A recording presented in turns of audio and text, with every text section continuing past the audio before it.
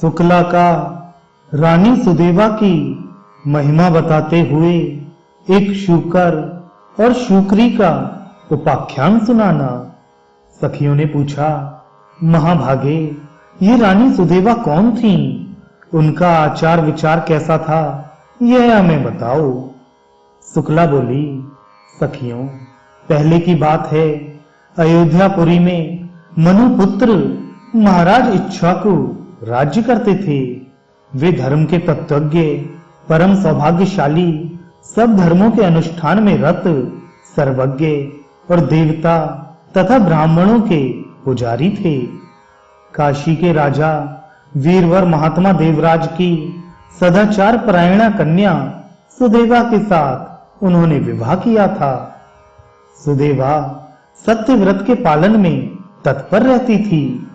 पुण्यात्मा राजा इक्ष्वाकु उनके साथ अनेक प्रकार के उत्तम पुण्य और यज्ञ किया करते थे। एक दिन महाराज अपनी रानी के साथ गंगा के तटवर्ती वन में गए और वहां शिकार खेलने लगे।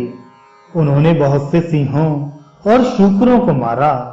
वे शिकार में लगे हुए थे कि इतने में उनके सामने एक बहुत बड़ा सुअर आ निकला।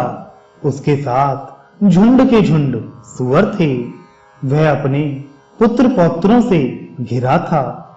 उसकी प्रियतमा शूकरी भी उसके बगल में मौजूद थी। उस समय सुअर ने राजा को देखकर अपने पुत्रों, पौत्रों तथा पत्नी से कहा, प्रिय, कौशल देश के वीर सम्राट महातेजस्वी इक्ष्वाकु यहाँ शिकार खेलने के लिए पधारे हैं। उनके साथ बहुत से कुत्ते और व्याध हैं। इसमें संदेह नहीं कि ये मुझ पर भी प्रहार करेंगे। महाराज इक्ष्वाकु बड़े पुण्यात्मा हैं। ये राजाओं के भी राजा और समस्त विश्व के अधिपति हैं।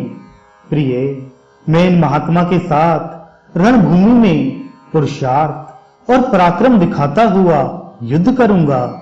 यदि मैंने अपने तेज से इन्हें जीत लिया तो पृथ्वी पर अनुपम कीर्ति भोगूंगा, और यदि वीरवर महाराज के हाथ से मैं ही युद्ध में मारा गया तो भगवान श्री विष्णु के लोक में जाऊंगा। ना जाने पूर्व जन्म में मैंने कौन सा पाप किया था जिससे सुअर की योनि में मुझे आना पड़ा। आज मैं महाराज के अत्यंत भयंकर, पैने और तेज धार वाले सैकड़ों बाणों की जलधारा से अपने पूर्व संचय घोर पातक को धो डालूंगा। तुम मेरा मोह छोड़ दो और इन पुत्रों, पौत्रों तथा श्रेष्ठ कन्या को और बाल वृद्ध सहित समूचे कुटुंब के साथ पर्वत की कंदरा में चले जाओ। इस समय मेरा स्नेह त्याग कर इन बालकों की रक्षा करो। शूकरी बोली, नाथ, मेरे बच्चे तुम्हारे ही बल से पर्वत पर गर्जना करते हुए विचरते हैं। तुम्हारे तेज से ही निर्भय होकर यहाँ कोमल मूल फलों का आहार करते हैं। महाभाग बीहड़ वनों में, झाड़ियों में, पर्वतों पर और गुफाओं में तथा यहाँ भी जो ये सिंहों और मनुष्यों के तीव्र भय की परवाह नहीं करते, उसका यही कारण है कि ये तुम्हारे तेज से सुरक्षित हैं। तुम्हारे त्याग देने पर मेरे सभी बच्चे दीन, असहाय और अचेत हो जाएंगे। तुमसे अलग रहने में मेरी भी शोभा नहीं है। उत्तम सोने के बने हुए दिव्य आभूषणों, रत्नमय उपकरणों तथा सुंदर वस्त्रों से विभूषित होकर और पिता, माता, भाई, सास ससुर तथा अन्य संबंधियों से आदर पाकर भी पतिहीना स्त्री शोभा नहीं पाती। जैसे आचार के बिना मनुष्य, ज्ञान के बिना सन्यासी तथा गुप्त मंत्रणा के बिना राज्य की शोभा नहीं होती, उसी प्रकार तुम्हारे बिना इस युद्ध की शोभा नहीं हो सकती। प्रिय प्राणेश्वर, तुम्हारे बिना मैं अपने प्राण नहीं रख सकती। महामते, मैं सच कहती हूँ, तुम्हारे साथ यदि मुझे नरक में भी निवास करना पड़े तो उसे सहर्ष स्वीकार करूंगी। यूथपते, हम दोनों ही अपने पुत्र पौत्रों सहित इस उत्तम यूथ को लेकर किसी पर्वत की दुर्गम कंदरा में घुस जाएं, यही अच्छा है। तुम जीवन की आशा छोड़कर मरने के लिए जा रहे हो, बताओ इसमें तुम्हें क्या लाभ दिखाई देता है?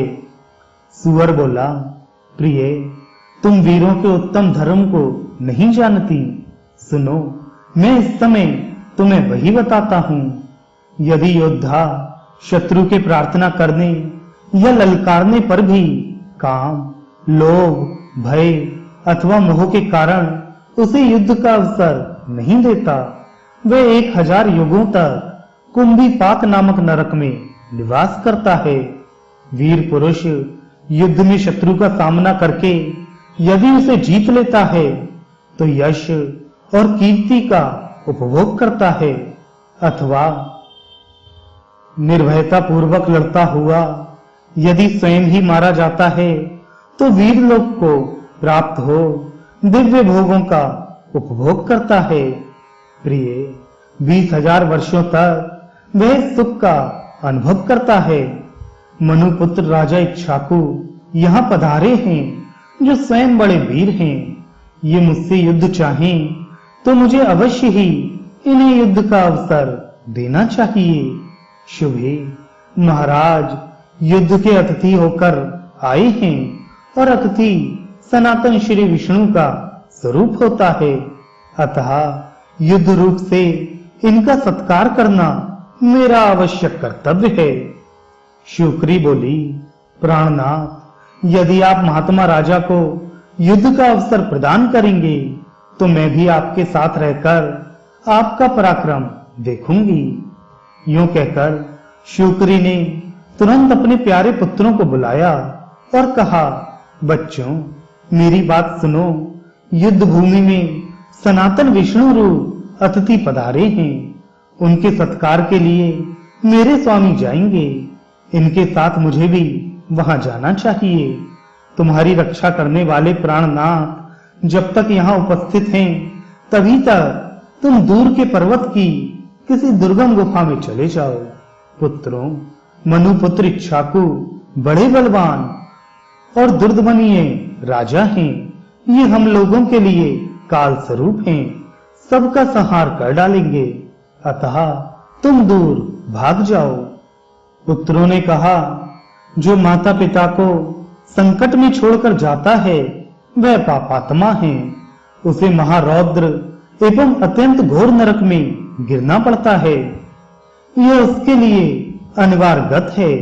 जो निर्दयी अपनी माता के पवित्र दूध को पीकर परपुष्ट होता है और माँ बाप को विपत्ति में छोड़कर चल देता है, वह कीड़ों और दुर्गंध से परिपूर्ण नरक में पड़कर सदा पीप का भोजन करता है।